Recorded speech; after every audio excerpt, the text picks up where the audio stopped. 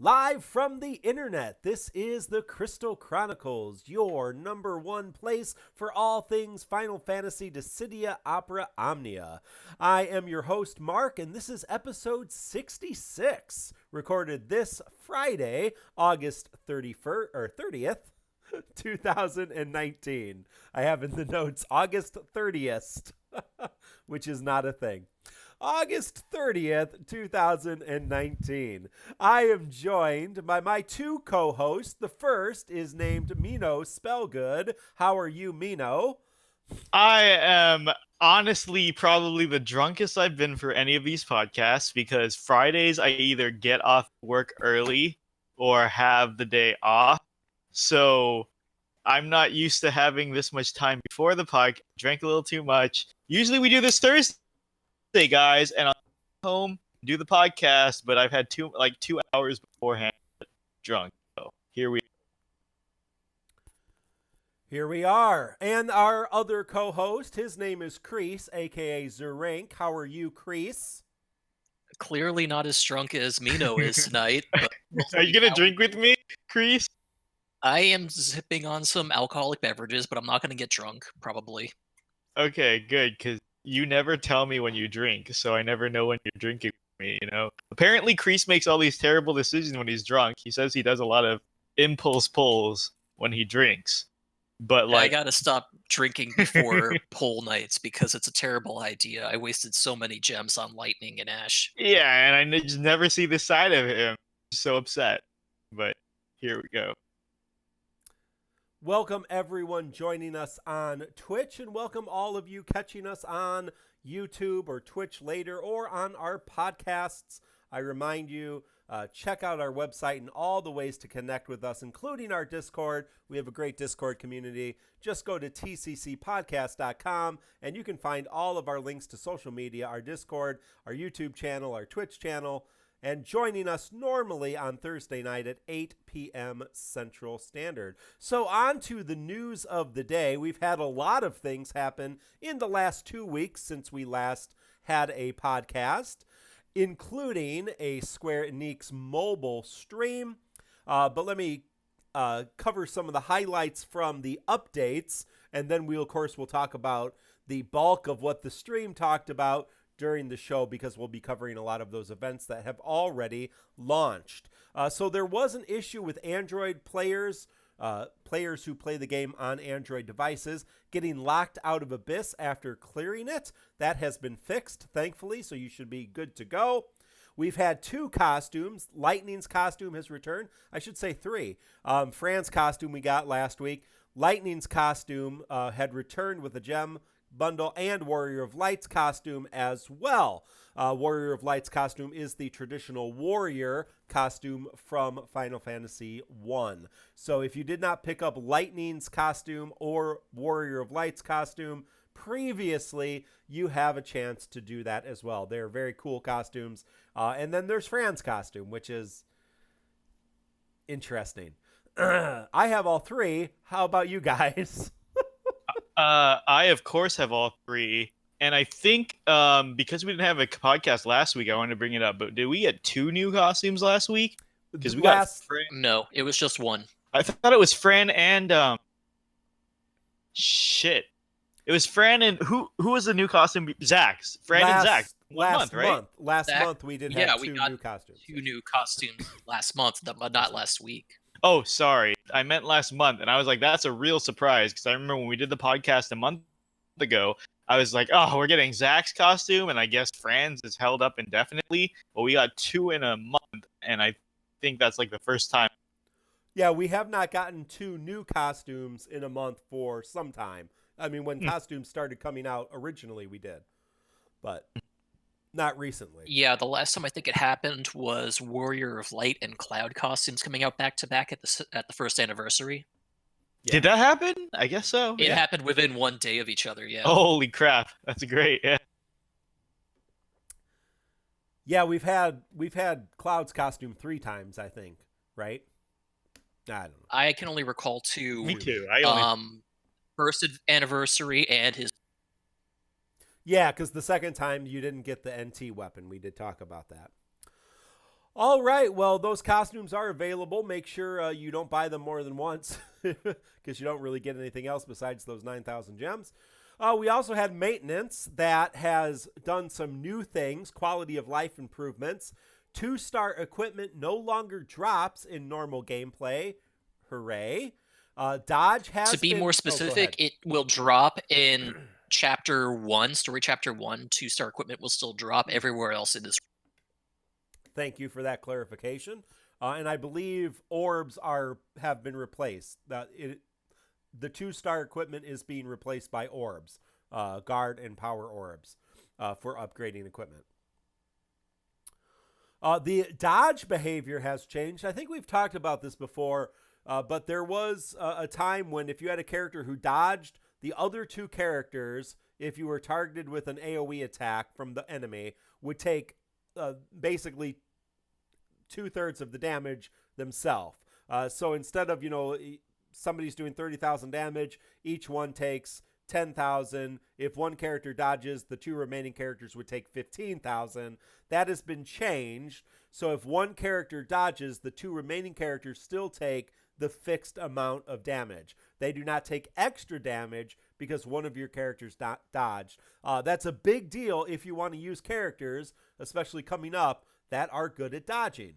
So any thoughts about that? It's a very good change. Getting it this early, I'm very pleasantly surprised. Just in time for Cater's rework to make her slightly more viable. Probably for this co-op. What rework? Well, her 70 awakening, and just in time because this is a raid. This raid boss has a lot of AOE Brave plus HPs, so perfect time to not make her terrible. But also, there's several characters coming up with the same mechanic, like Prompto at the end of this month, I believe, who also has a dodge mechanic, as well as some others. This is just such a great change that should have been in the game before. So I'm really happy we got it this early. The game also now goes full screen on Android devices. I did not realize that was a thing. So what was it like? Yeah, it's playing been it on letterboxed Android? for me since the game came out, and with the most recent update, it actually does take up the whole screen. Yes, well, Android players, welcome to the future. It's nice having... Yeah, if you notice on entire Reddit, some screen. people actually freaked out and said it looks weird now. Of course, it's full screen. Yeah, no, interesting. I remember upgrading from one phone to another phone that was bigger, and thinking, wow, the game is a lot better when the phone is a little bit bigger. But yeah, I can understand that's a little jarring if you haven't been used to that. Now, another quality of life thing that a lot of people have been looking for, I'm not sure how exciting it is, but it does make things a lot quicker, and that is the auto combine function in the artifact menu. So good. Now when you go to combine artifacts, you can press auto, and it takes the artifacts you need, plus the lowest rated artifacts that you have available to just automatically upgrade it. And selects them all, and then you can press it and tells you which ones it's selected in case you're worried that it's using ones you don't want it to use. So it's a little bit intuitive. It's more intuitive than I thought it was, and that is pleasantly surprising me. But it makes it a lot easier, and I know a lot of people were looking forward to it. Any thoughts on that, gentlemen? Auto artifact fusion, I did not think would be such a big deal until I got it. And Yeah, they also it's nice. slipped a little other thing in there too that I didn't realize until I messed with it a little bit. When you fuse artifacts, it no longer asks you, are you certain you want to use these to limit break? It now just skips that dialogue confirmation text for artifacts, which is a... Oh, that's nice. I didn't even notice that. I thought it was getting faster, but I thought it was just the auto button. It's one less confirm you have to hit now for artifacts. The auto button works exactly what I do, which is lowest tier artifacts to highest tiers, and when it reaches the higher tiers, it just goes from the top of your sort list down, which is exactly how I. So super grateful, great QOL. I forget when JP got it, but I'm just grateful he got it this early as well. Well, that brings us to more. There's been so many upgrades, so many quality of life upgrades with this update. It's been great. Level 70 crystal quests. Now, unfortunately, we will not get double cycle quest rewards until the 9th of September, but we do have the level 70 crystal quest. So that is a new tier of crystal quests that gives you more crystals, more XP, more gil, just more everything. So the farming should be easier. The farming crystals should be easier. The farming XP should be easier. The farming gil should be easier. As I said, right now, I know some people have been grinding away levels. We all know that we're going to get double cycle quest rewards here on the 9th of September. So I don't see any reason to do that. So I've just been doing my one to clear that notification from my main menu and then moving on with my life. But have you guys noticed any differences with those quests? Have you even done them 3 yet? gems. Make sure you do them at least once for the Yeah. 3 gems. Exactly. And reward wise, it's about 50% more than the 50s. Exactly. You get about 50% more shards, crystals, whatever, clusters. And Aeon wanted to say that JP only got the fact when they got right before they got Beatrix. So maybe a May this year. So we did definitely get again more than 6 months early. Yeah, and the dodge behavior mechanic we got that much, That was much earlier. anniversary, yeah. So months early as well. There apparently is an improved AI function now in the game so that your characters, if you're doing auto battle, your characters are more likely to do HP attacks than they were before. I've watched it a little bit to just see if there was any differences. They do more HP attacks. I don't know that they do them more intelligently than before, but they do more HP attacks. So that's something to think about and watch as you're auto battling. There's been a lot of menu changes. You'll see notifications in your main menu if you have content that's not complete.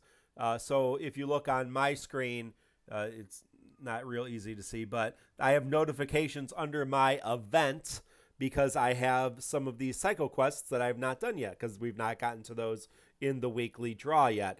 So if you have some lost chapters that aren't complete, World of Illusions, I think this is the notification is best for this. World of Illusions you have not completed, or of course Abyss Strata that you've not completed. That is all part of it. That also includes a new option or a new settings for the menus. So if you go into events, you have limited time events, permanent events, lost chapters. You have limited time lost chapters and permanent lost chapters. You just have permanent. Limited time events, World of Illusion Ultimates, and Trials of Summons, and then artifacts under your other thing, and then Abyss is your normal screen. You also go ahead. Oh, just to backtrack a little, just before you get too far, is I wanted to add that the auto battle function, how it works now is if your characters are lined up in a row, and the game recognizes kill a target with HP pluses, then they'll just go ahead and eliminate a target with all of them lined up together by combining their HP attacks. That's nice. Yeah. And Aeon's helpful as always has said that the auto battle change is important because a couple of the upcoming bosses will fuse status, which automatically sets characters to auto battle, which will really help their performance while they're under that status event. Interesting. Yeah, thank you for that, Eons. Appreciate those insights from Japan, from our JP players, English-speaking JP players, I should say. Yes, there we go. The other menu change would be under missions. There is now raid missions that are separate from our regular missions. I did not hurt my cat, any of you who were just watching online there. So I just took him off the table. So you can see your daily missions, your player missions, and your event missions. And then to the upper right, you have a red raid, which is individual and everyone raid missions. And we'll talk about raids here a little bit later on tonight. One more, I think that's most of the menu changes. Of course, there's menu changes in the crystals. We have a new type of crystals. There was also an increase in armor tokens, power tokens, and something else to 9,999. So if you were at over 1,000 armor tokens or 999 armor tokens, no worry. Now you can go above that. I don't think any of us were above 999 power tokens, but if you were, now you can go above that. So yeah, those level caps have been increased. And Beatrix's model in-game has been improved. So now she has the flower on the back of her coat like she does in Japan. So a lot of quality of life upgrades for DFFOO this time ago. Yeah, power stones. Thank you, Zyros. Power tokens, armor tokens, and power stones. Some of you might have. I don't think anybody's got 999 power stones, but if you do, good. There you go. Let us know if you have 1,000 power stones. What the hell have you been doing? Worse luck than Mino. Yeah, that's Where am I at? You're asking? no, just worse luck than you. He said. Oh, okay. There's also an ongoing Twitter quiz for the next, I don't know. They said they're going to do 8 days of it, I believe. I don't know, 8 consecutive days. But the Square Enix mobile Twitter account is doing a number of quizzes. And the quizzes, if we get them correct, the answers, we will get free stuff. So I did share that earlier. If you go on our Facebook or our Twitter, which is at FFTCC Podcast.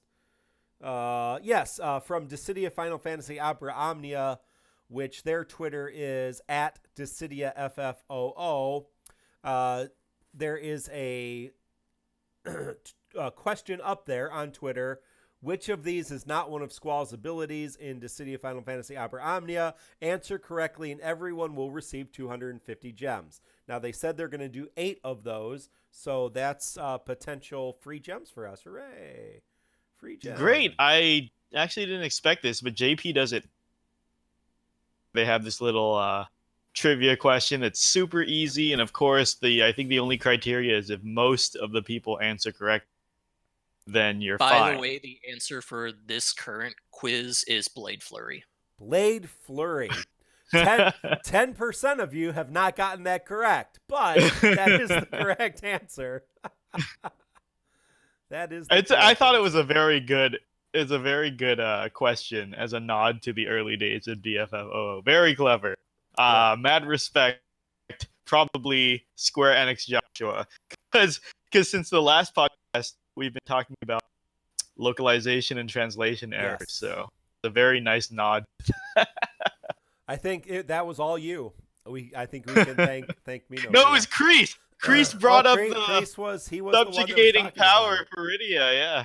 Yeah, he was the one talking It didn't about get changed. It's still subjugating strength. Because apparently that's what the JP devs intended, is I think what Josh relayed to me. I don't agree that it fits with Iridia's character, that buff name, but sure. That may be what the devs wanted, but it's still wrong. So, well, moving on from quality of life updates to much content that we have to talk about tonight. The first being Fran's event. Fran had an event? Yes, you probably forgot about it with all the other events we've had, but Mino thought it was important enough to talk about tonight, so he is going to give us an overview of what this character, Fran, who has a lot of great assets, does for us. So, Mino, why don't you walk us through Fran? I guess so. We fought a lot about this on Discord. Basically, I just wanted to cover all characters for completion's sake, but I thought that Fran had a unique mechanic that we haven't seen yet in the game. So I felt like it was a shame to pass her up, which is basically her skill 1 gives her a unique buff, and her skill 2 gives a unique debuff that also stacks. As in, the more stacks that it gets, the effects actually change with each stack. Shoot, Kreese, do you have the stats in front of you to see them scaling? Or do I have to pull that up quick? I can pull it up if you give me a moment. I do not have it up in front of me. Okay, so pull that up while I going. So basically, how Fran's works is she'll apply 1 to 2 stacks of her debuff, depending on if you have the weapons and Okay, I got passive. it. And then once the debuff is up, each hit the target receives from any party member will increase the stack up to 5 stacks. And increase, what are the effects per stack here? At level 1, it's minus 20% defense. At level 2, it's minus 10% attack. At level 3, it's minus 20% max brave. At level 4, it's minus 10% magic attack. And at level 5, it's range resist down. Right. So I felt like we couldn't skip over this character because it's the first time we're seeing this mechanic, although we're going to be seeing it again very soon. But the idea of a stacking unique debuff is pioneered by Fran, and also the range resist down isn't something to really scoff at because so many characters have range damage, so you could potentially build very well around Fran. I didn't want to dismiss her and say she was a completely useless character. The only problem is that Pain is coming in about a week, who's going to do the same thing, if not better. She doesn't have the And range. she'll have an EX. Yeah, pretty much. And while Pain will overshadow Fran, because as we talked about before, EX-less characters are more stopgaps than real roster additions, to be honest. But Pain comes with party buff auras, well, top of which is even better. And I think we'll discuss later in the show. But I just wanted people to be aware that this is a mechanic that's going to be coming up on a couple of characters in the future. So, stacking debuffs, and I don't think we have stacking buffs yet, is just something to be aware of moving forward. I think Fran's a pretty decent character. I think for a person whose primary role is debuffing, she does pretty damn good damage. I have Fran MLB and with her full kit, and she is very good at what she does for a couple of reasons. One, she has sorry, one sec. She has HP plus and a Brave plus, so that helps immediately. They're tied to her unique buff. Her unique buff has a decent duration. She doesn't have a great number of ability uses, but she has massive Brave overflow in both of her ability uses once they get to their plus form, which activates once she has max stacks of Viera's punishment on at least one enemy. There's some chatter in our our Twitch chat, and someone's asking about the stacking debuffs, and CSAM has said that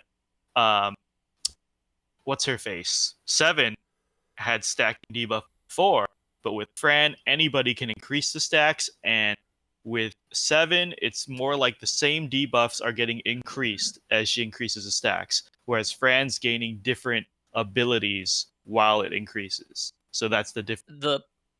The major difference is that Sabin had to use her Snakebite and Lash ability to increase the levels of Snakebite, and she had very few ability uses of Snakebite and Lash. That was her major problem with her kit.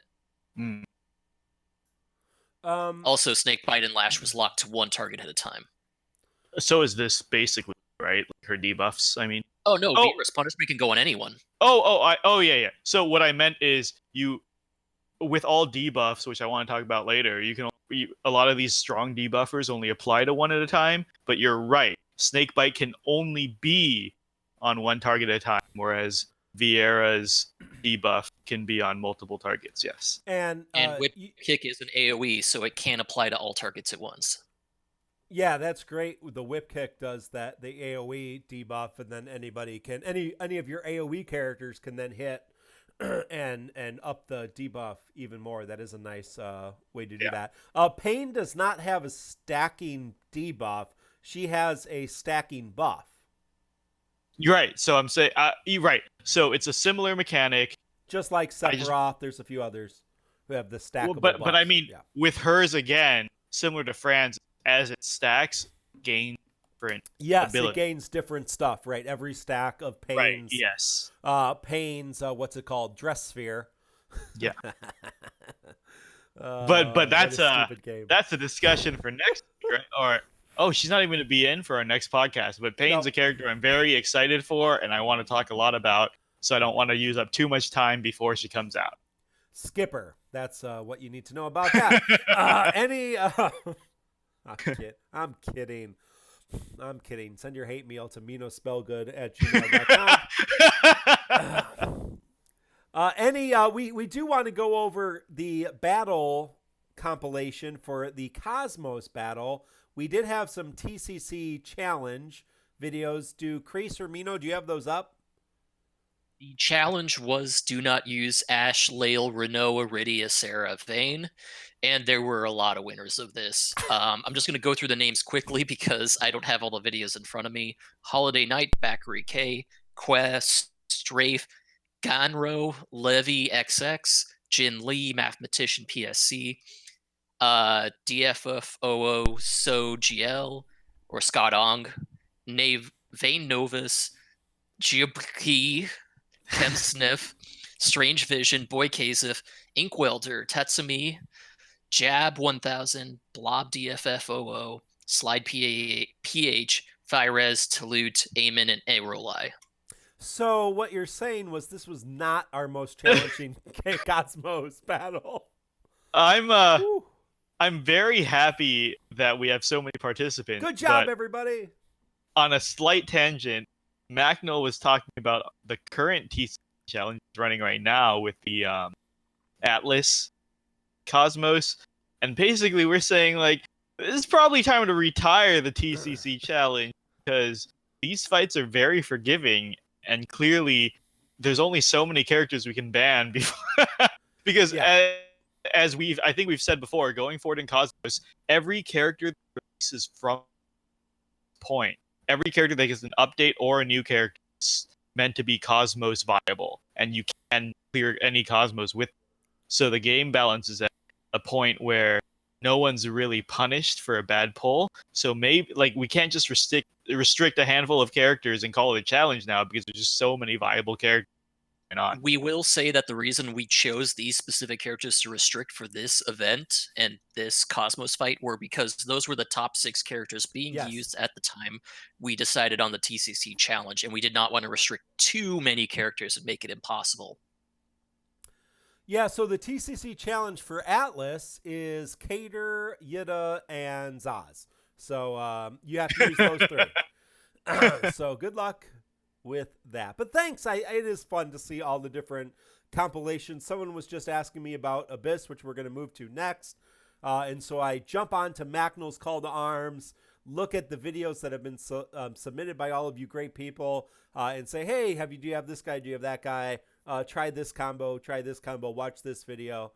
So again, Macnell does a call to arms for all these Cosmos battles. That's MACNOL, Macnell, on Reddit. And you can check out his call to arms. Or if you're on our Discord, you can use the call to arms command and check out that right from that link. Well, or you can just Macnell. Really quick, Tatsumi was asking, what is the current TCC challenge for Atlas Cosmos? It has not been announced yet. Right, exactly. Until we talk about Atlas to announce it. Yeah, we haven't. Right. We haven't even talked about Atlas yet. Basically, behind the scenes, we don't know what to restrict because there's just been such a wide variety of characters clearing. So honestly, we're debating whether to even have one or not for this one. But yeah, Warrior of Light. Let me give you one. No, of course, I didn't use Warrior of Light the first time around, but I think pretty much. My first idea was no Warrior of Light for the rest of this game's duration, but but Macnell said there's still too many alternates. So you know what? From now on, the TCC challenge is no level 70 character. There you go. Have fun. That's going to get more difficult as the game goes on, right? Only level 60s. No level 70. No one who's been awakened to level 70. That's funny. Basically, yeah. Well, moving from Fran to Abyss, we did get an Abyss beta part 2. 3 new strata. The first 2 strata were just regular nodes with some, restrictions, and then a boss strata with 6 boss nodes and a Cosmos fight. So that was exciting. That came with a banner. That banner was Lightning EX, Garnet EX, and Sabin, 15 and 35. That also came with surprise, something we thought would be happening, Lightning Awakening rework. So Lightning's Awakening was reworked. So, Kreese, did you want to walk us through what Lightning got in her rework? Sure, I'll talk about Lightning. Her passives got improved a bit. She gets a lot more attack now from her Awakening passives than she did before, a little bit more Max Brave. The big change, however, is in Spark Strike and Flourish of Steel. Both of them now have plus versions that can be activated. And the way that happens is that her Awakening passives have been tweaked slightly. Her special buffs, Ravager and Commando, now have 2 levels to them. They can go up to 2 stacks. You get 1 stack when you activate that ability, and then another stack when you use that ability again consecutively, or use the braver HP attack pluses that stance unlocks. When she is at the or when she has 2 levels, she can use the plus version of the alternate ability. So if she has level 2 Ravager, she can use Flourish of Steel plus. If she has level 2 Commando, she can use Spark Strike plus. The plus versions are basically stronger hitting abilities that Brave Overflow more and usually have a little bit of a little perk to them. Spark Strike now always triggers an HP attack, which is great. It can Brave Overflow, and it actually restores Lightning's Brave based on the HP damage dealt. Flourish of Steel now Brave Overflows more, it hits harder, and in its plus form, it can Brave Overflow up to 150% of her max Brave. Lightning now has a Brave Attack plus and HP Attack plus always, regardless of which stand she's in. And as I said, those Brave and HP pluses raise the level of her currently activated stance.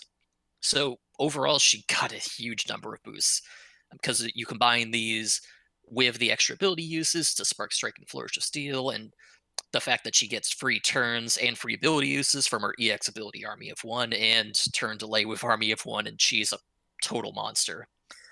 She still has the problems where she's stuck to lightning elements, so if you face anything that's resistant to lightning, well, lightning is going to have some problems, but otherwise, her problem where she didn't do enough damage per turn to make up for the fact that she was so fast is resolved completely now. She hits really hard. Just some additional notes.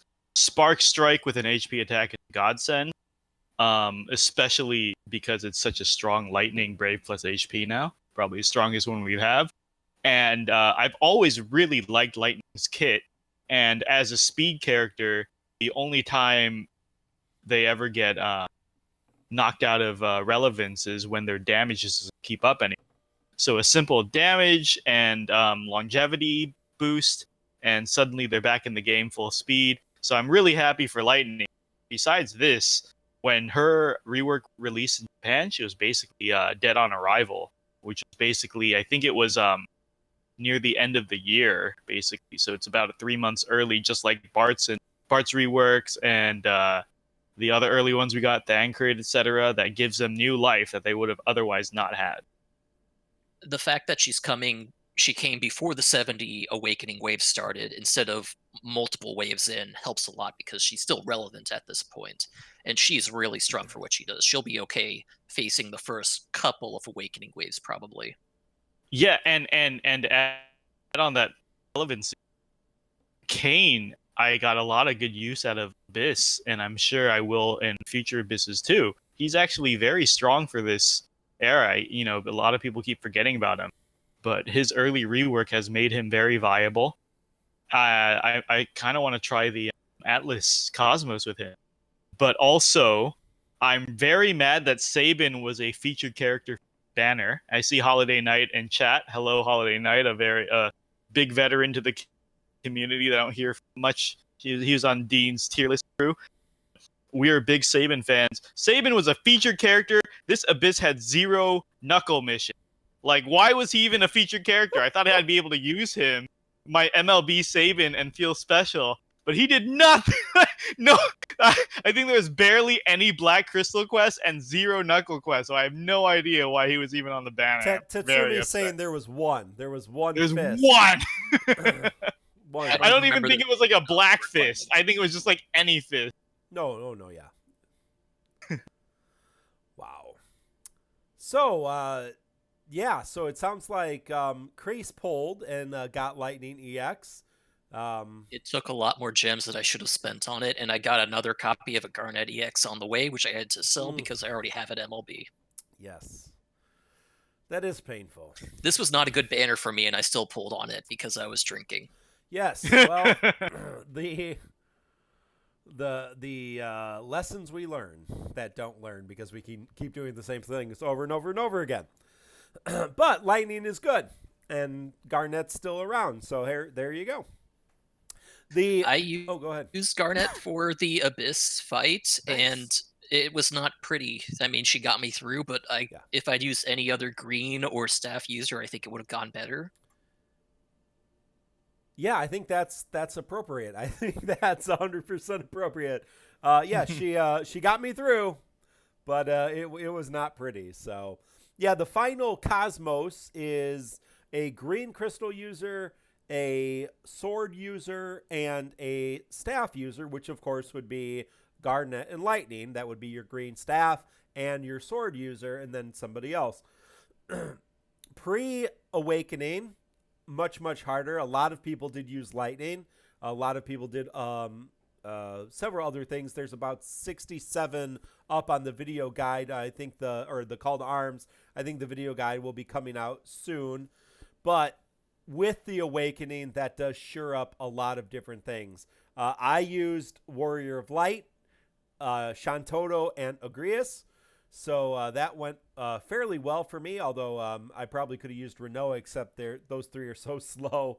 Y'shtola is a good option for your staff user as well. Of course, there's a lot of sword users, but Agrias is a green sword user. Warrior of Light's a sword user. Garnet's a green staff user. Renoa's is green, but she doesn't take up any of the other slots. So, Mark, just one thing. A roll I made a point. She's joking, but if you do pull on the Warrior of Light Shantoto Yida banner that's up currently, nice. That allows you to meet all the requirements for Stratum 9. Okay.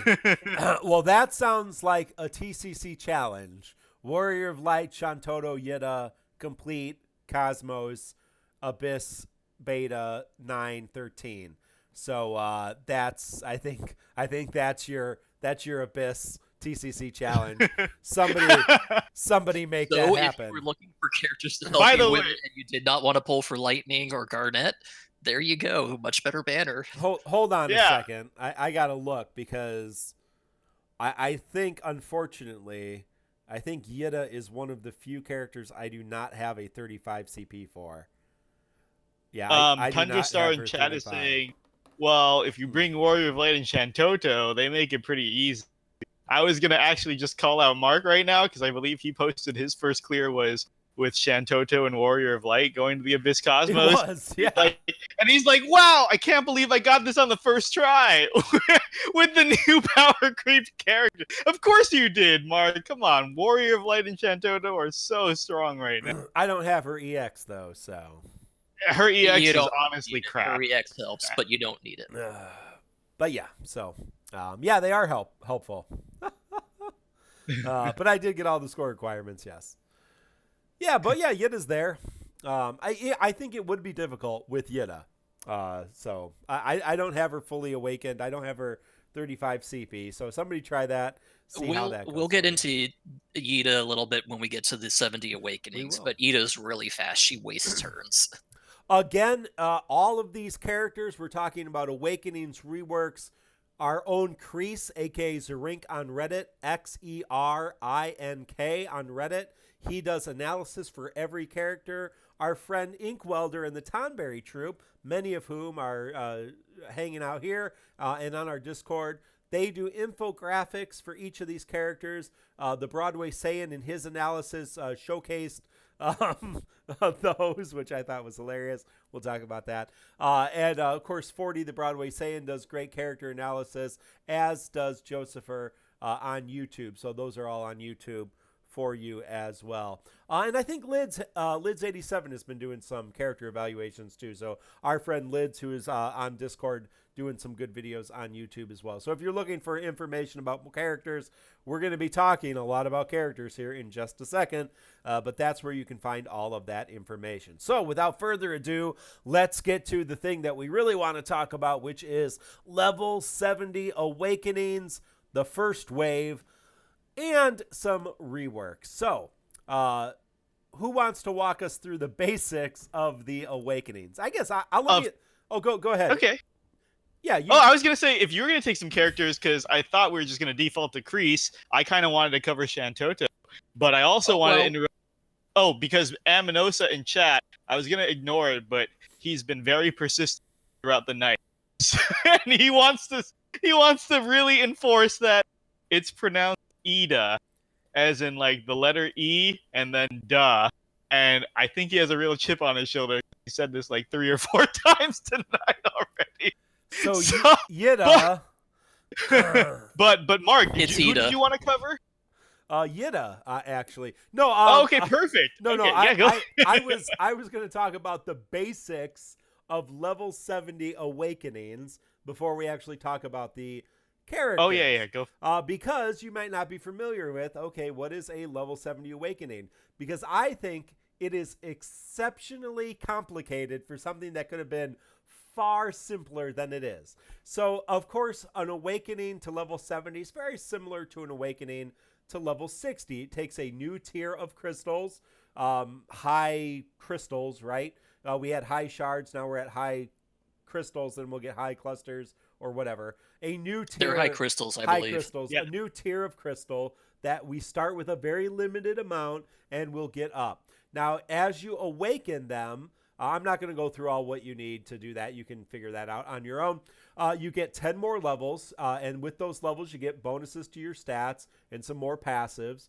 But as you awaken your crystal strength, you get a new ability. Hooray! So you get a third ability, and that third ability, or a fourth ability if you have the EX, is a free action ability that's generally like a buff or a party buff that's very minimal, but has some nice kind of mechanics for the entire team. And you can use it usually once or twice, depending on the passives that you have. To be clear, the name that we'll use for this, the terminology, is additional ability.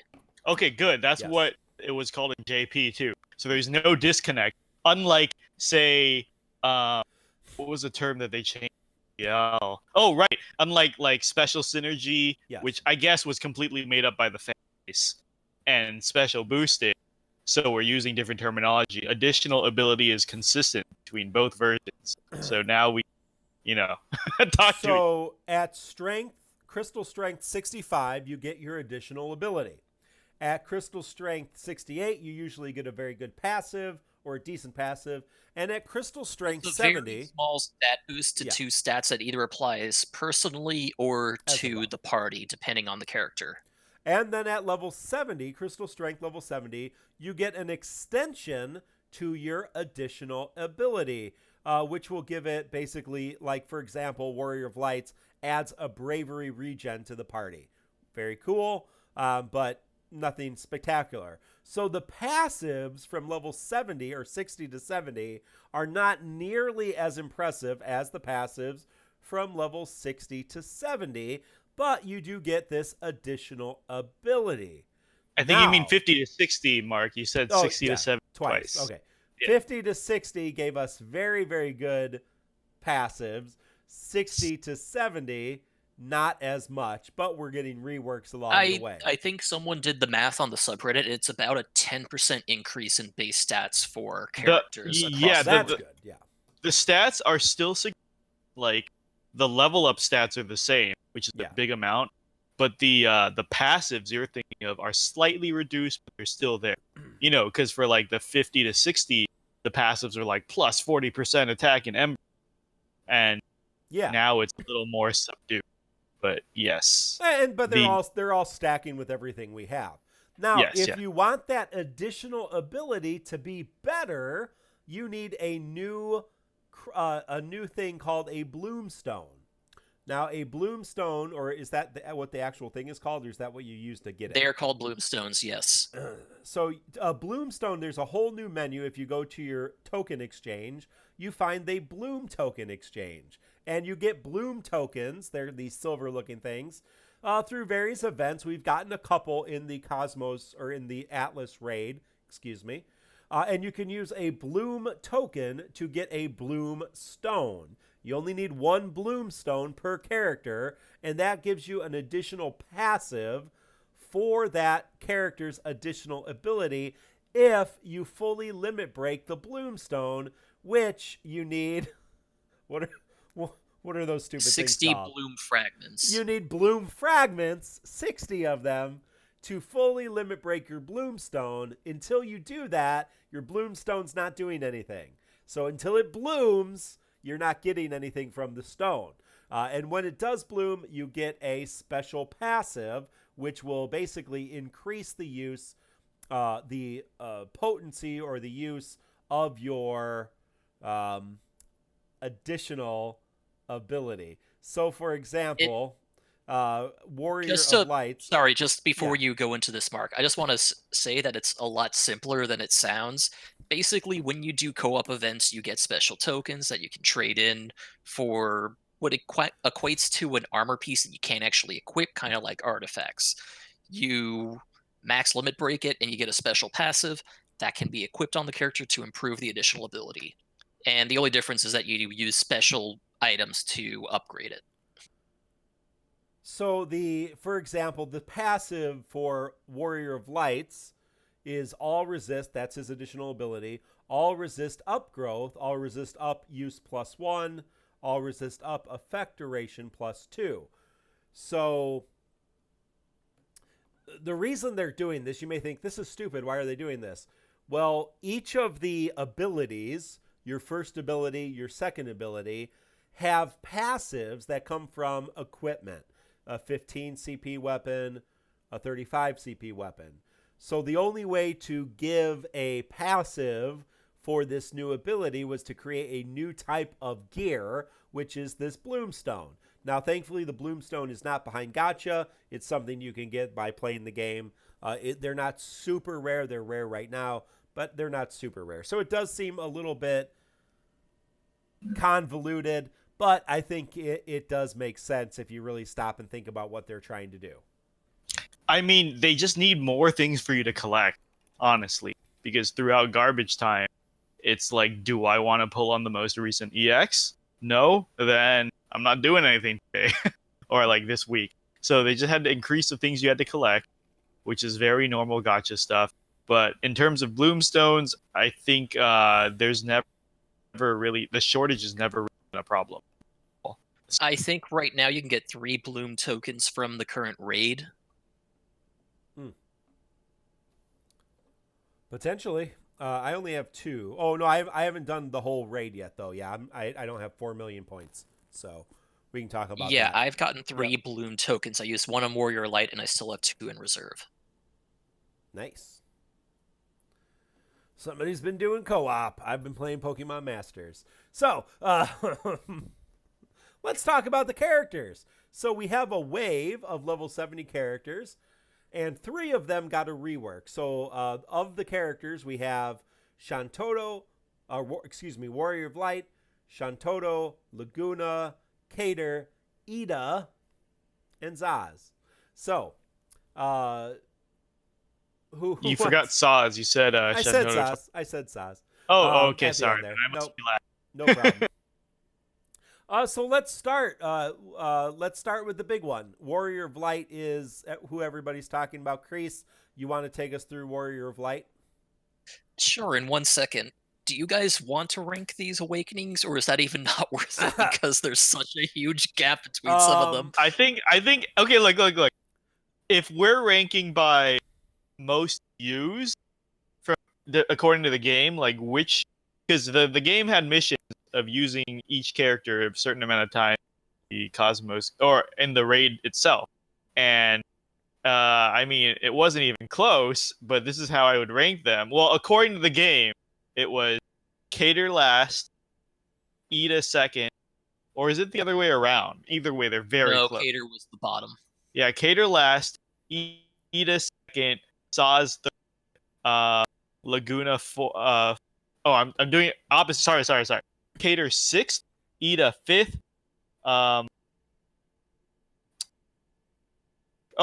Saz fourth, Laguna third, Shantoto second, Warrior of Light first. So it seems like it's pretty universal. Like there's no I'd agree with real that. discussion on this. Oh, I think Ida's worse than Cater, actually, but Me too. I agree.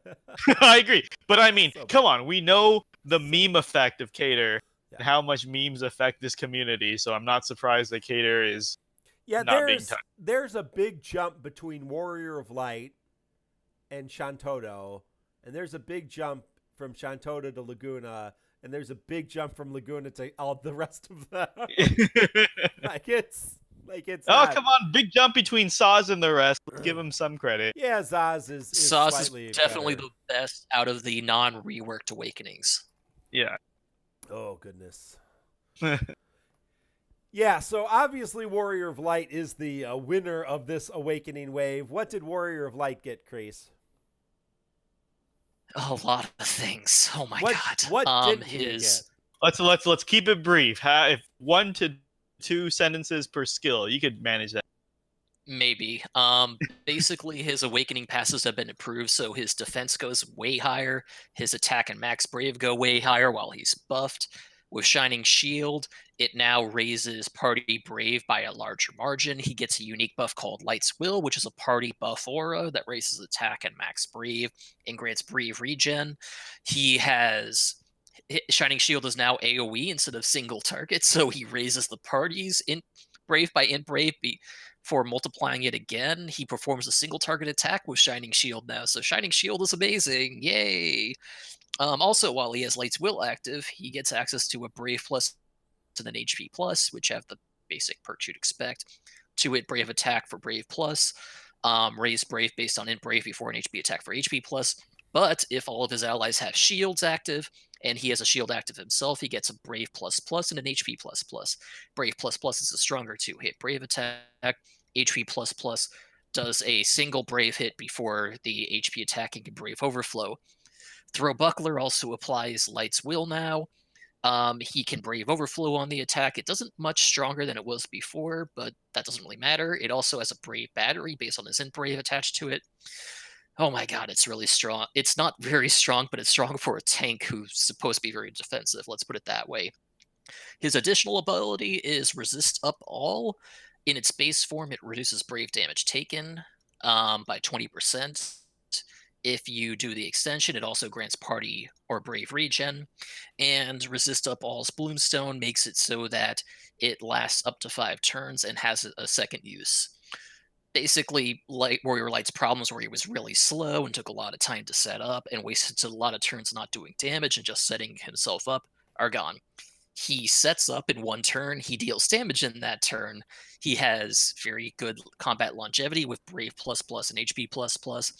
He can Brave Overflow. He can Party Battery on both of his abilities.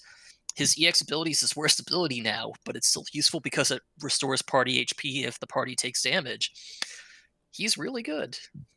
Let me cut in really quick. Well, first, before I give my opinion, just to keep up with chat, to keep it relevant. First, Kreese, that was not 1 or 2 sentences. Second of all, you said 1 or 2 sentences per ability, and I that was not per ability. Don't lie to me. The second thing is, to backtrack a little off topic, is people are saying if we say additional ability every time, it's going to be a mouthful. Some people are saying they prefer CS65. I think that's still a mouthful. What JP's been calling it is AA, and I think that's short and simple, and very nothing else mistakenly aim for AA, right? Yeah, and fitting with the drinking problem that we seem to have on the show. So, and then third is CSAM wanted to give us a correction. Actually, Cater is being used more in the co-op than Ida at the moment. So people do realize that Cater is better than Ida, and Ida is the absolute loser of this awakening wave, if not all of level 7. just wait till you see my post-show slide. So correction, it's Ida at the bottom, Cater in 5th place. We don't want to I misrepresent. still think Ida's better than Cater, but okay. I disagree strongly. There's a post on Reddit that I strongly agree with, because I remember I saw some Idas when I was running co-ops with my friend, and he was like, "Oh my god, what a waste of turn." And then I was like, "Oh, they're probably just using Ida, like not maxed boards, no like MLB, just to get the challenge over with." And then someone on Reddit said, "Here, look at my MLB Ida with all boards maxed, and look at the damage it's doing." And it's absolutely pathetic. And it's very, very sad. I guess I just haven't run into any Caters yet, and I don't have one built to check myself. Which is fair. But on to Wall, I'm not going to say much about it. It's been talked to death, all of the fandom. I'm like us on this show before. I'm sure if you go to any Discord channels or search the subreddit, everyone's praising Wall. He's basically over 2. He does way too much, and he's good at way too much. And I'll use him when necessary, but honestly, very boring character, because you could just press any button and probably get almost peak efficiency out of it. Because like it doesn't really matter what you do with him. Yeah, Warrior Light is very boring, but he's also ridiculously strong. He's overpowered point of boring, basically, because when Lightning came out, Lightning had finesse to her. Vayne has some finesse to him. All these characters have something. Even Kate Sith with the how do I get the maximum buffs out, and when do I overflow? But Warrior of Light is just press buttons and you'll win. Honestly, like press shields and you trivialize all enemy damage for the next 4 minutes. Press Buckler and you do a huge amount of damage while failing. Like there's just no strategy to this guy. I almost think he kills the creativity of the game, and I think he did in JP. He was used all the way into Chaos until Zac EX Plus came out and started overriding. He's just so broken that... Oh, go ahead. In Warrior Light's defense for the Chaos era, he did get a very early EX Plus that helped him. Right. But I'm saying, like, even when his damage fell off, like, his batteries are strong enough... His batteries and his shields were strong enough to include him. And the only way, like, I remember there was discussion that JP devs were just stumped on how to power creep Warrior of Light. Like, he just had so much going for him that eventually what they had to do down the line was just increase HP, like battery HP attacks from bosses, so that they didn't brave attack and so that his shields could be bypassed. And then they invented other tanks like Bosch and Snow down the line, who can just absorb AoE HP attacks all into themselves and reduce that HP attack. And that was when they finally started lowering Warrior of Light's effect. But like, he's just so broken that I honestly think it takes the fun out of the game. Like, I'm not even kidding. I don't think he's that good. Next character. Yeah, to be fair, BLK009 is saying you got to make sure that you throw Buckler when you want to overflow, because the Shining Shield doesn't overflow. His EX doesn't overflow. His HP plus. There's a lot of pluses in that one. That does overflow. So there you go. So Warrior of Light, good. What about the Professor? What did she get? Yeah, Warrior Light, very good. Can you cover the stat part? Okay, no, I can do this. Stats. I can do this, Drunk. I can do this, Drunk. Okay. So, Shantoto's biggest thing was she completely relied on her rage mechanic. Back in the day, she needed to get hit for. When the game first launched, she needed to take an HP hit. When they realized that was really bad, they made it into a brave hit as well as. And finally, they just said, "Screw it! You can start with rage, and you can upkeep it, and you're only punished when it falls off." So, now Shantoto starts at full power and only drops when you mess up her playstyle, which is a huge improvement already. But I was talking to Kreese while we were doing these Cosmos raids while they first dropped, and we realized there's a lot of I'm at a loss for words here. There's a lot of complexities to Shantoto that we didn't realize before. I think she's more effort than usual to use, because honestly, playing the co-op with all the characters, she's the one I had to pay the most attention, which I kind of hated, because sometimes at work, I just wanted to press a button while I was doing work. But, so her first skill, Rage Arrow, got turned into a double Brave plus HP attack, just like Vaughn. Huge potencies, an 80% max Brave buff, which is higher than any max Brave buff anyone else can grant.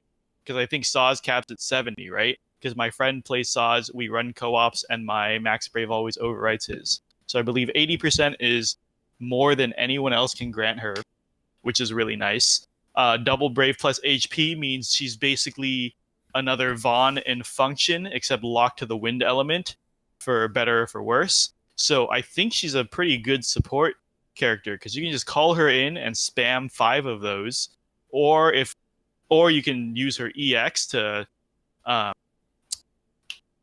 imperil it and then spam 4 of them. Really good damage. So I think I'm going to put Shantoto up for support. And their second ability, Rage Bio, applies poison and has a 150% overflow and gives her a 25% attack up, which is pretty weak. But as we'll be seeing, her whole kit revolves around hitting weakness damage. Either of her rage abilities now give the unique debuff Accursed Gaze, which is, correct me if I'm wrong here, minus 20% defense and sap as well, right, Creed? Yeah. And that all of that helps, but most of all, in conjunction with her EX ability, it imperils multiple elements covering all of her normal abilities, not her EX, which makes sure she can consistently hit weakness. And it doesn't really imperil. What it does is it allows her rage abilities to take advantage of the Accursed Gaze debuff to deal weakness damage. Mm-hmm. And it does, and then her AA increases weakness damage multiplier. Usually weakness damage is an extra 50% damage. If you pop her AA, it's another 20% damage. So when she's hitting weakness, she's doing 1.7 times damage, which is very, very good. The thing is, her rage it starts at 5, it keeps running down every turn, and it only refreshed by her Brave plus or her HP plus. But if she gets hit and she's under 3 stacks, it'll refresh back up to 3 stacks, is what we discussed. So basically, if you want to get the most out of Shantoto, it's a lot like MMORPG burst windows, where you have to align all the debuffs and buffs just right so you can spam abilities for maximum damage. Meaning, you want her AA up, you want the Imperil up, and you want like the debuff up for the defense down, so that she's hitting like a truck constantly for that summon window. That's what I've been doing for the Cosmos co-op, hitting the AA right before summon, and it's 2-3 turns of 90k damage. And it's so strong. But I think she's the best, Kreese said, the best magical single target DPS until maybe Alize and Terra. Definitely her streak gets killed at Ace. Jeez. And I've been told she's the best mage user. I said maybe until the next one. Until Sunday. Until 2 days now. But Mark, the big numbers are not going to be showing up with Alice, just FYI. If you want to see big numbers on attacks, Shantoto will be your girl for a little while.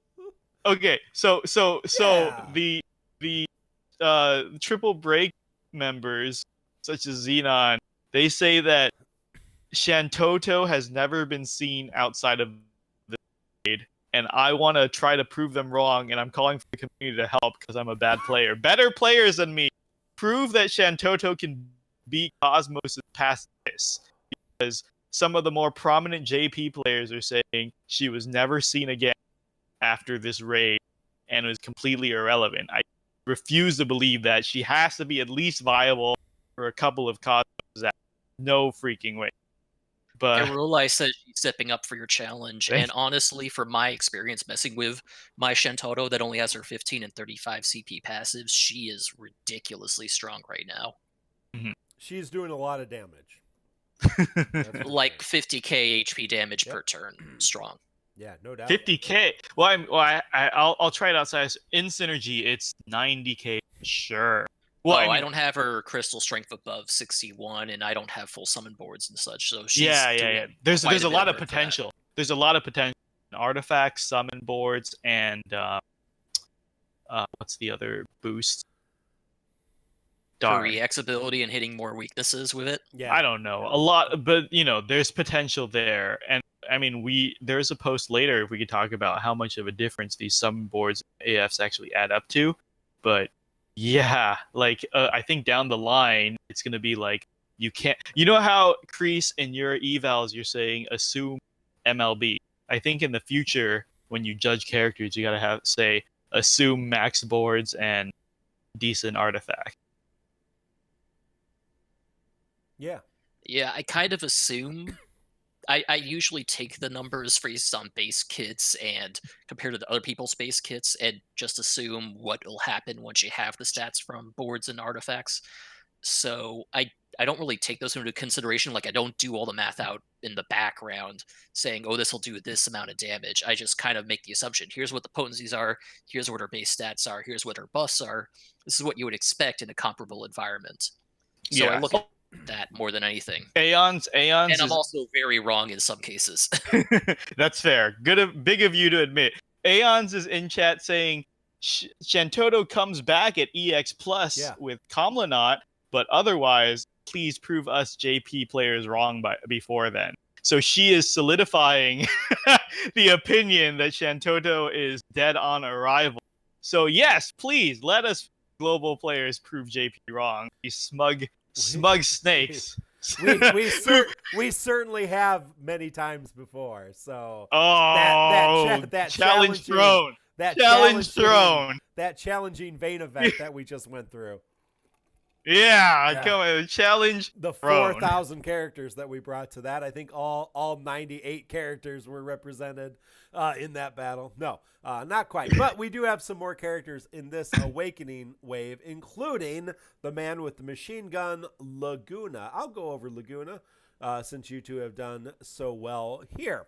Laguna gets a improvement to his passive level 54, which now increases his max brave and speed more.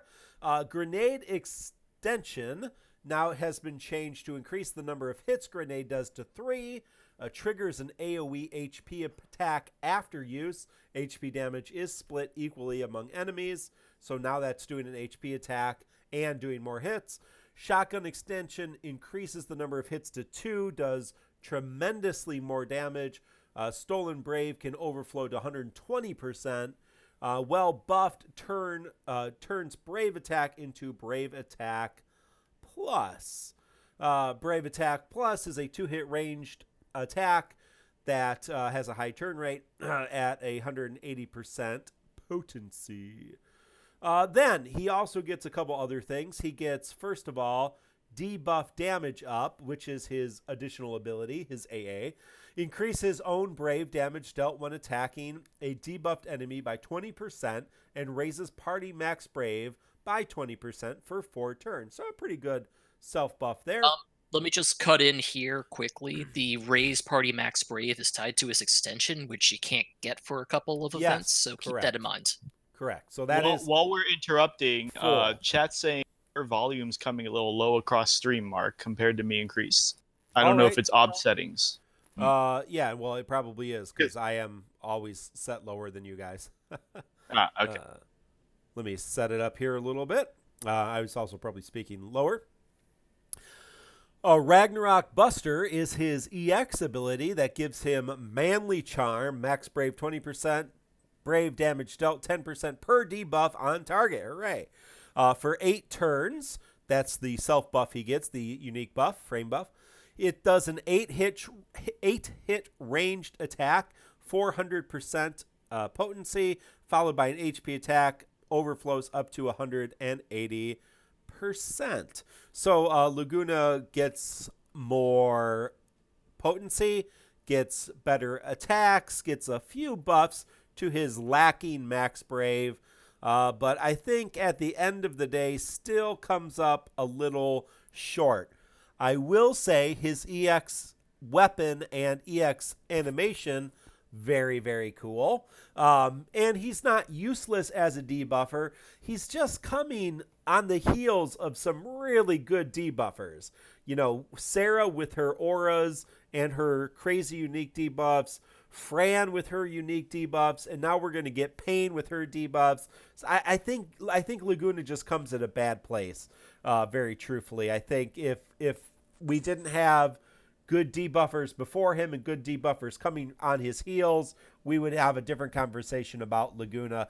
But if you like Laguna and he's a favorite, you can make him work for sure. But other than that, I kind he's of not agree great. with that. Laguna's pretty solid right now. His biggest limitation is even with his rework, he doesn't have a lot of brave hits on his attacks, which means the biggest limiter is how much damage he can do because of his brave hits. Shotgun will at any time from 0 brave only do a little less than 20k 20, brave damage, yeah. and he has a lot more than that in boosted state at level 60. Mm-hmm. Yeah.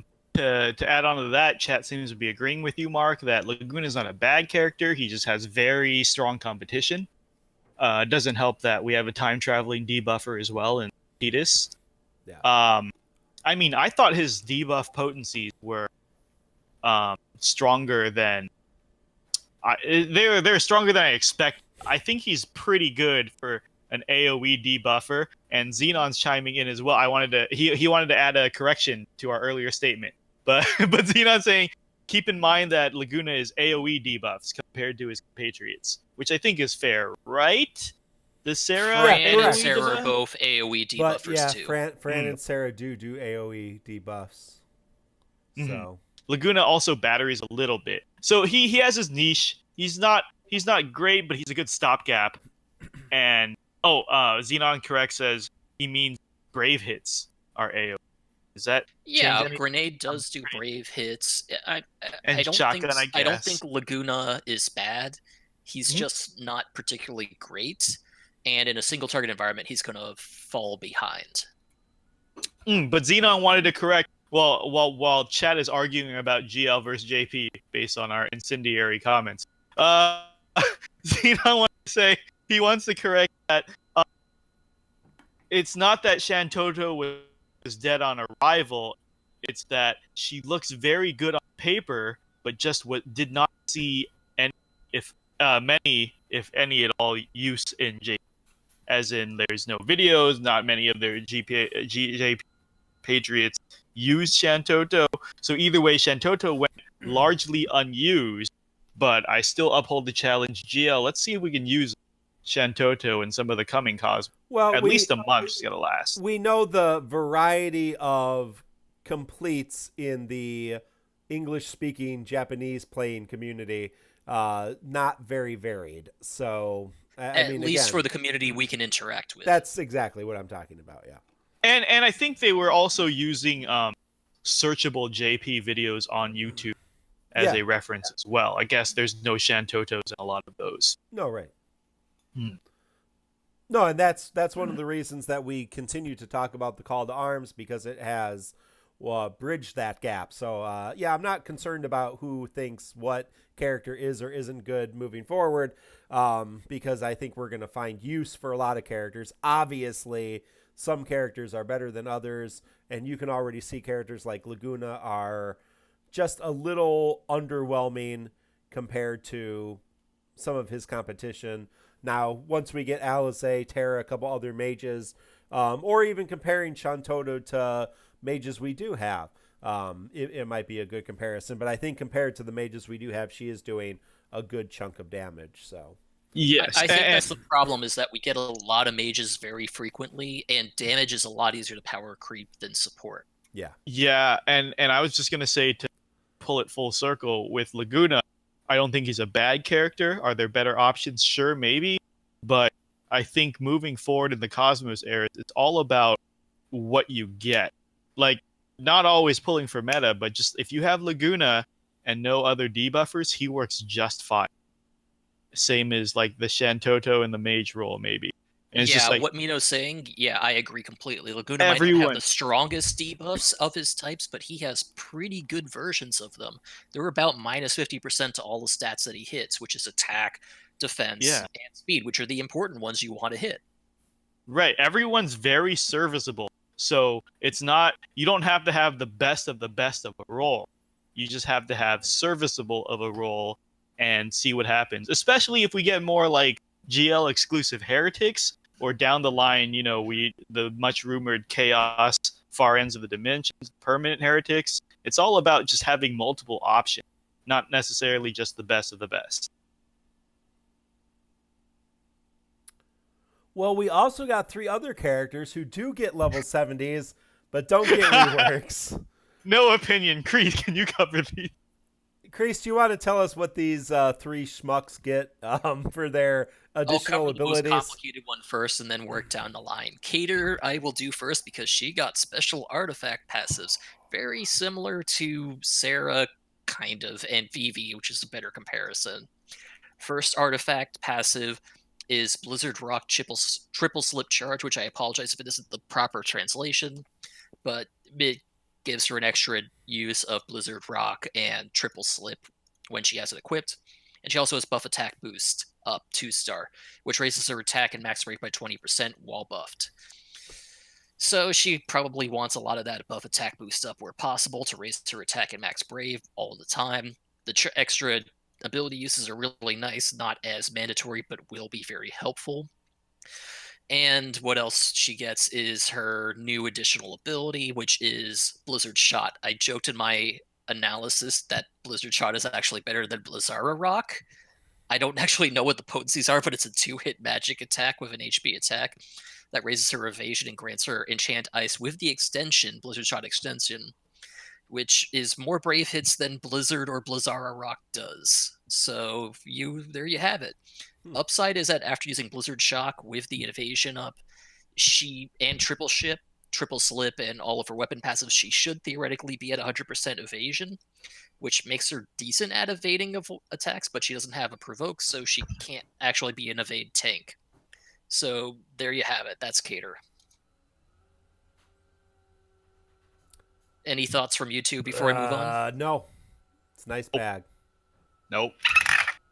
Okay, Ida gets an attack up additional ability, which raises her attack. With the extension, it also raises her max brave for. I got the turn count wrong, but it raises it for a couple of turns. Yeah, she still sucks. Don't worry about her. She'll get her rework when she comes back on Alpha Nodes banner. Saz gets a boost advance additional ability, which raises the party's max brave overflow limit, and with the extension, raises party attack as well. Out of the 3 that did not receive Awakening reworks, Saz is probably the best because he already had a decent kit to begin with. He basically improves his party utility even further. His level 68 crystal passive is also a party boost to Int Brave and Max Brave, so it's pretty nice. Overall, if you want to pick one of these 3 characters and you don't think you're going for any of the other red crystal characters this month, he's not a bad option. That's true. And that's I it. have not crystal awakened any of them beyond 61 to raise 61 cap, other than Warrior Light. Yes, I only did Warrior of Light to 65, and it probably didn't even need to do that.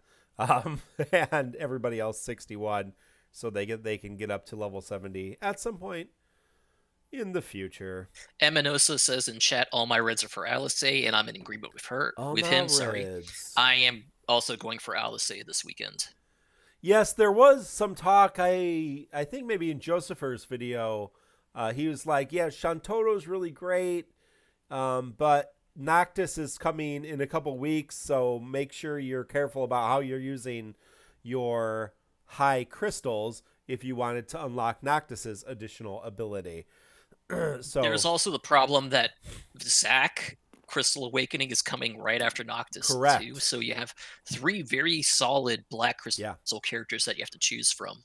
Yeah, and Okay, guys, but there's tons of swords and great swords characters for Abyss and Heretics, but Shantoto is the only correct. real staff powerhouse we're getting for a long while. Correct. And Unless you pull for Terra. Yuna's Terra Oh, sword. Yuna. Yeah. Yuna, yeah. Yeah, I still haven't decided if I'm going to do that or not. So, yeah. Something to I've think sworn about. off all of the special artifact characters, so Yeah, they're no horrible. Yuna for me. They are horrible. That is for sure. I All also have right. all the other EXs that can possibly appear in that Awakening wave, so I'm good. So, banners were Warrior of Light EX, Shantoto EX, Ida, and that's one banner. Second banner, Laguna EX, Cater, and Zaz. Not a great banner to pull on for Laguna. Pretty good banner to pull on for Warrior of Light if you don't have that. So, if you don't have either of those EX weapons, great. Remember, they did talk about in the mobile stream getting an EX token shop next month in October. So, not September, but in October on the next mobile stream, Josh said that we were going to get they were going to talk about the EX token shop.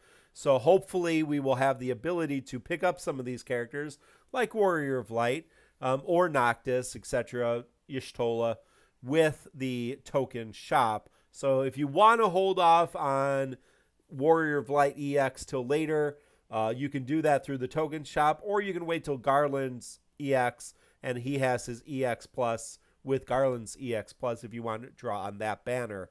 The problem you're going to come in using Warrior of Light without his EX is the additional stats, the additional CP that you get with the EX weapon, and of course that extra attack, which increases longevity and also adds the heal. So he's not, you don't need him. He's not dependent on it, but obviously it does help quite a bit. Anything else on the Awakenings we need to talk about?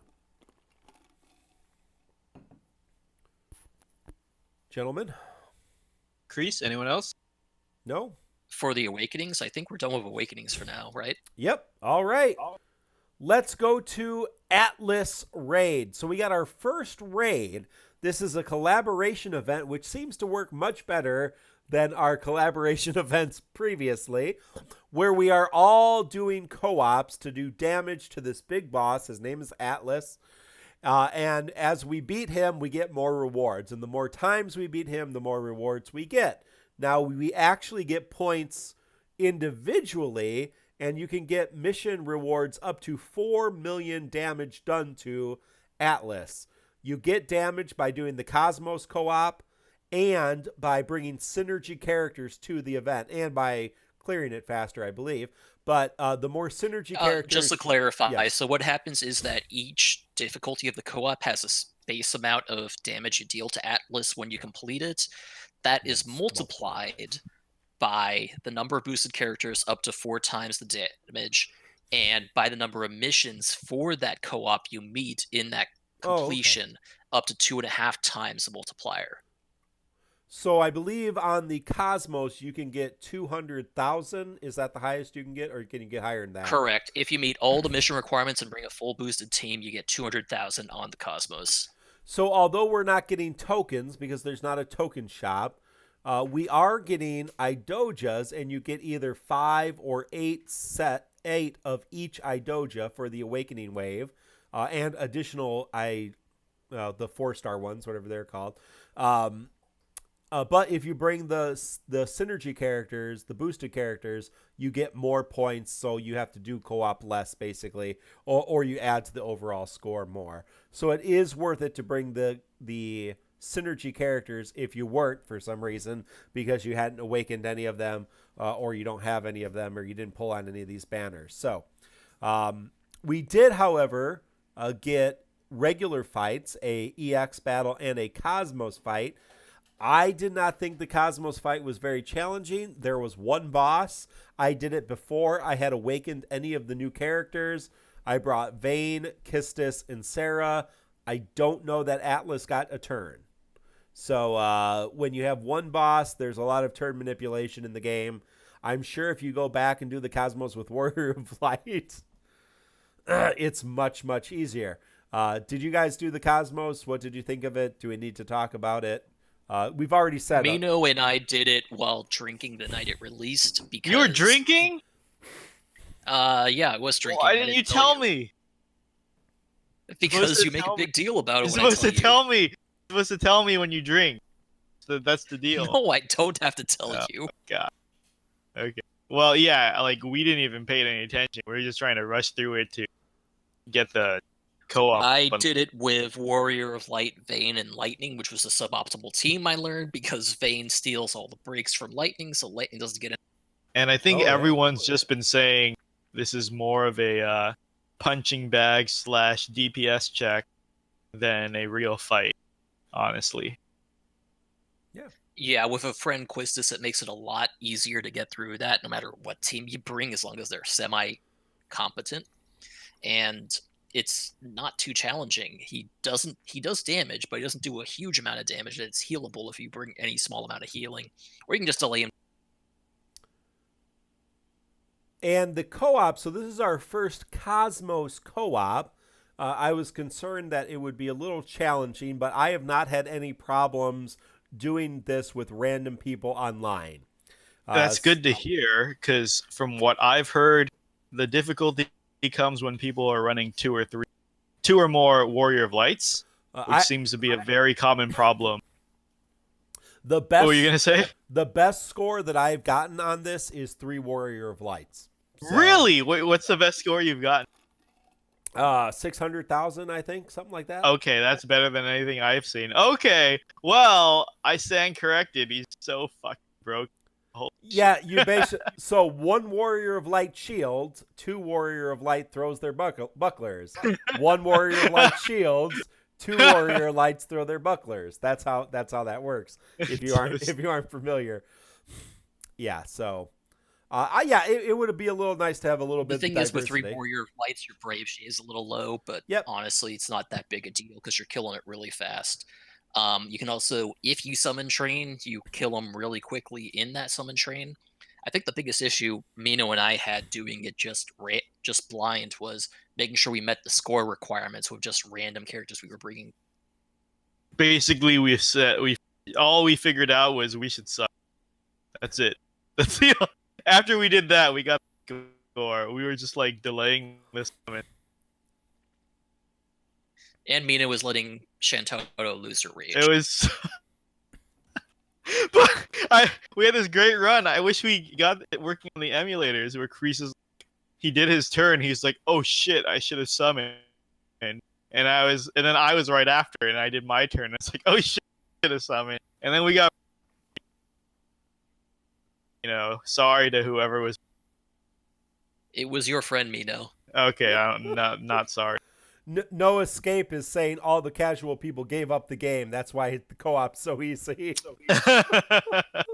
All the casual people couldn't make it to the Cosmos co-op. Remember, it's locked behind the Cosmos. Oh, that's pretty... Huh, I never thought about that. Oh, you have to beat Cosmos regular to get to the co-op. Yeah, oh, geez. Huh. Yeah, so, I mean, that means Cosmos co-op's probably the safest option. It's so fun. I've just been soloing the Cosmos co-op myself and running the lower level co-ops with whatever I wanted to bring to help make the requirements go along for the what are you soloing it with? Are you soloing it with synergy full characters? boosted team of Shantaro, Laguna, Warrior of Light to make the score max or the damage dealt to Atlas largest amount possible. Oh, I want to bring up that it's cool that they don't punish you when there's a DC, right? Because in the past you would get less tokens, but I didn't see it affect. Oh, that's good to know.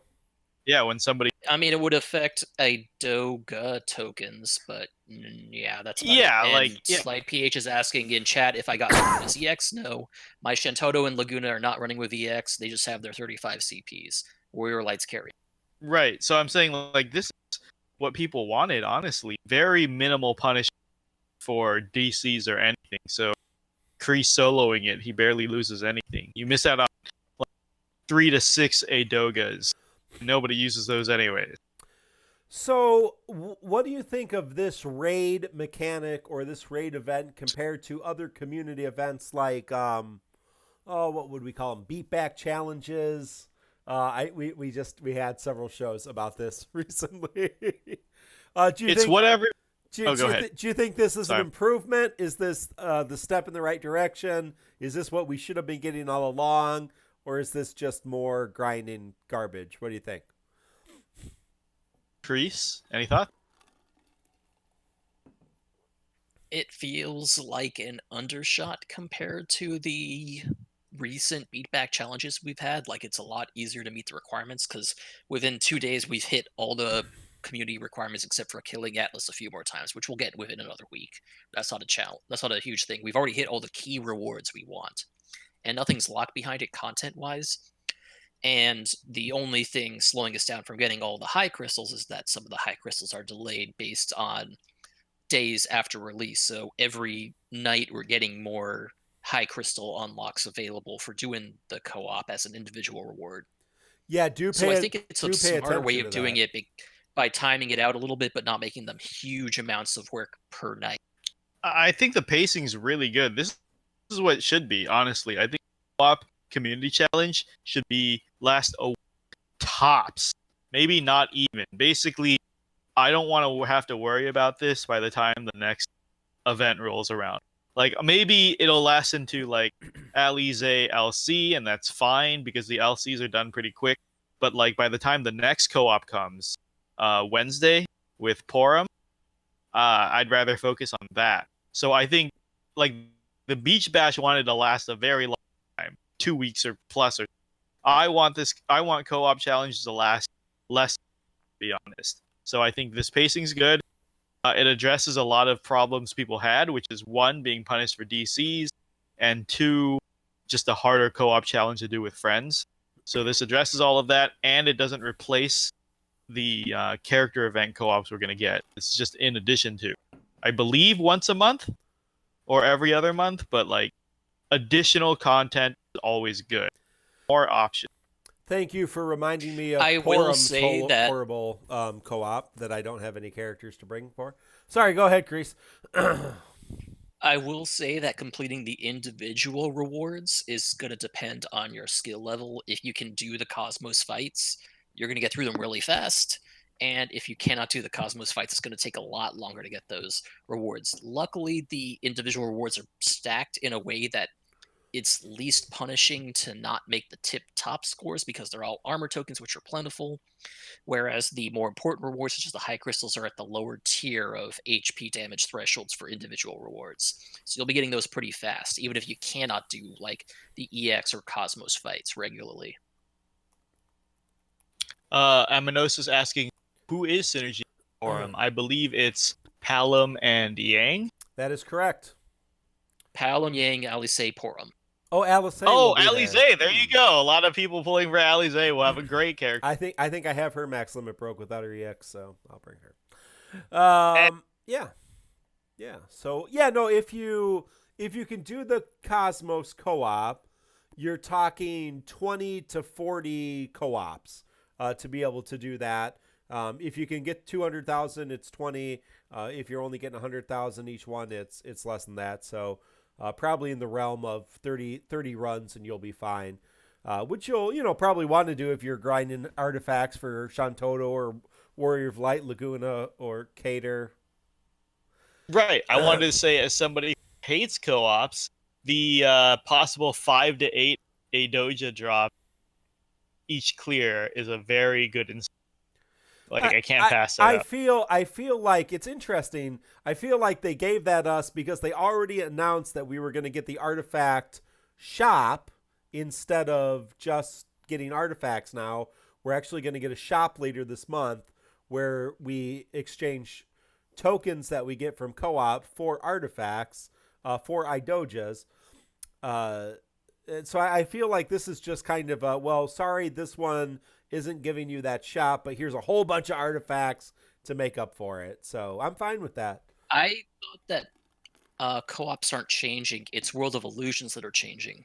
Yeah, it's if you do the generic World of Illusions, the one with the all crystal colors, the very, very generic ones, you'll get tokens while you do them, and collect enough to buy the ones you want. So it gives you incentive to do the really shitty generic permanent World of Illusions. And I think that was, again, that's another quality of life. got super early. JP just got They that. just got that, right. Yeah. So I'm saying, great. I don't know if is anyone actually gonna farm the generic World of Illusions. Yeah, I don't know, but I mean, like, I like that we have the option, and I think raids always gave about like bonanza amount of Cosmos, so it's good to look forward to. Yeah. All right. Are we gonna do a TCC challenge for this Atlas Cosmos? I don't. Is it even worth it? I think we should just let people use whatever they want to use at this point. Yeah, just don't use characters that are good. See which schmucks you can get through there. Use Kane. That's my TCC challenge. Someone clear with Kane. One thing we were musing at, but this is not an official TCC challenge, was cutting out Warrior Light, Shantotto, Laguna, Lightning, Vayne, Quistis, because they were the most popular being used at the time. There you go. Again, that's not actually official. Ida, Zaz, Cater. That's my challenge. That's get it done. No 70 character. Somebody happen. No. Somebody make it happen. Oh, wait, I was gonna. Somebody make it happen. Wait for Alice A. Throw her in there too. Bring her as a friend. Yeah. I don't know. Anyway, so before we close up today, something to discuss. Our Discord channel was talking a little bit about buffers versus debuffers. What's better? What's more useful? Is it better to have debuffers? Is it better to have buffers? I think this is particularly relevant because I've heard a lot of other content creators hyping several coming characters, including Porum. Porum is getting a lot of hype. Pain is getting a lot of hype. So there are characters. Porum is a buffer support. Pain is a debuffer. I think as we're talking about those kind of characters, it is rather important. We're also going to get characters like Selfies EX, which has a very unique ability. We're going to get who else? We're going to get some new awakenings here as well in that mix of things. So, Mino, did you want to take this? This was your kind of topic of discussion. What did you want to hit with this? Sure, I'll cover the basics because I know Kreese responded to this as well, and he has opinions. But the short version of all our Discord chats was that I believe that buffers are by default better than debuffers because using all other RPGs as examples and even DFFOO's history, debuffers are situationally useful, right? I would argue Dragon Quest breaks this mold, but most other JRPGs follow this pattern, yes. And like in DFFOO, the only time you want to bring a debuffer is when the enemy stats are tuned so ridiculously high that the fight is designed. Like you can tell when the event characters featuring a debuffer, like Fran or Fang's event, or anyone else's, it's like, or Kefka's, right? That's the only time a debuffer really, really helps. Otherwise, you just bring TS and buffers, and you just breeze through it. So I'm saying, like, they need to really force your hand to use debuffers. And to back up my example, all the extreme top of the meta characters that lasted the longest are buffers. It goes from Lightning and her self buffs to Saw's 35 and his ridiculous buffs that enabled everybody. Then you go to Kate Sith and Selfie, and then you have Beatrix, who also remember the unique buffs. And the after that, you got Rosa. Rosa's coming up against Chaos with EX Plus as insane lasting power. And then right now you have Warrior of Light. It's all buffers. And if you want to argue the power of debuffers, look at our strongest debuffers. You have Vincent at 80% attack debuff, or Zell at 80% defense debuff. And it's how much of these characters actually used. Only when there's synergy and the fight's designed for them. Like when Zell got a synergy for Ifrit, and you really wanted that defense down debuff. Otherwise, and the last thing is they need to reapply per target. and per wave, whereas buffers will last as long as, and they're just more reliable. You can always math for a buffer. You can always expect so much of a result and so much of a damage, whereas debuffers are 100% reliant on enemy stats and completely useless on trash waves. But Kreese, Typically, for many JRPGs, buffers tend to be better than debuffers, and the reason is simple.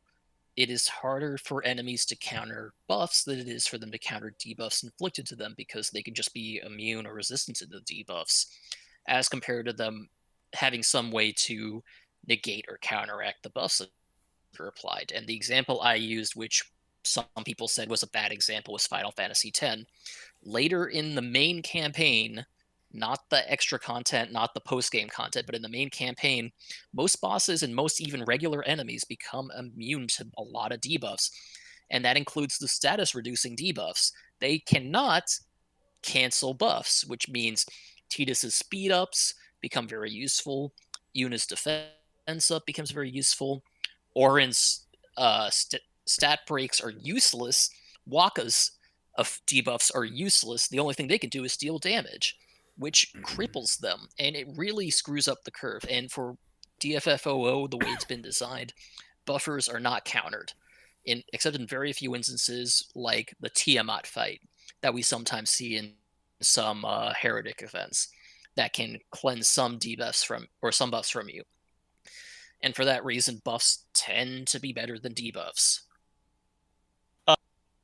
to follow up on well, first of all, what you said applies to DFFOO. We've seen a lot of bosses immune to a lot of debuffs. Like, that's a common. One of the largest problems with Agrius's fight was, and Deuce's fight, was that they were immune to several debuffs or resistant to them. Deuce was completely immune to speed down, and they were really fast bosses, so you could not counteract that. Yeah, Gilgamesh, we got a score nerf, but Gilgamesh's boss was immune to every debuff. And so, like, you know, like, there's a lot of bosses out there that are debuffs. Those are the toughest ones. But Holiday Knight has a really good point in that, which is debuffers facilitate speed characters, because if you have a lot of characters like Vayne and Alize busting out free turns and going super fast, and Lightning, who wear through your buffs faster than you can apply them, then a debuffer that relies on enemy turns much better. You debuff the enemy, like Shantoto's, let's say, 4-turn Imperil, 4 enemy turns, and you have 2 speedsters constantly slapping them about, then you get a lot more out of your mileage, which is true. I gotta give it, thank you, Holiday, for that. But also, like I said, it all comes down to if the developers decide to make a boss debuffs, or the particular debuff you want, then that just completely shuts out the characters. Whereas buffers can really never be completely shut out like. And that's because of the way the game was built. The alternative example that I mentioned while Mino was talking was Dragon Quest. There are some bosses notoriously in Dragon Quest VIII that are not immune to debuffs and can be hit pretty hard with a lot of status downs, and actually have an ability that just wipes buffs off your party.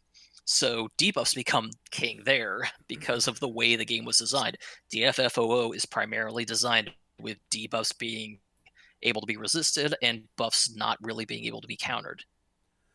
Magno raises a good point. It's not always about increasing your damage per turn. Debuffs can often make very punishing fights more manageable by reducing bosses' attack speed or max brave, which is exactly what Sarah does.